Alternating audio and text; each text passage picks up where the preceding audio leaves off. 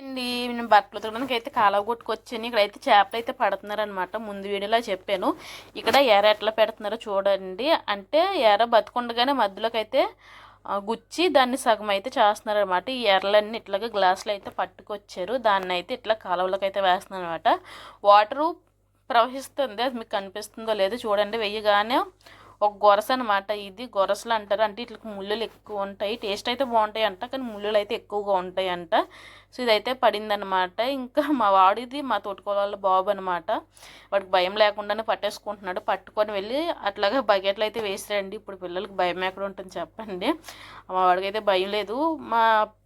మా వాడైతే అస్సలు పట్టుకోడు. మా బాబు అయితే వెనక్కి వెళ్ళిపోతున్నాడు. వీడైతే హ్యాపీగా పడేసుకున్నాడు. కానీ ఇంకా అయిపోయిన తర్వాత బట్టలు ఉతికేసుకొని ఇంటికైతే వెళ్ళిపోతున్నాను. ఇది మా ఇంటికి వెళ్ళేటప్పుడు దారి అనమాట. వీడియో ఎట్లా కనిపించిందో ప్లీజ్ కామెంట్ చేయండి అండ్ సబ్స్క్రైబ్ కూడా చేయండి.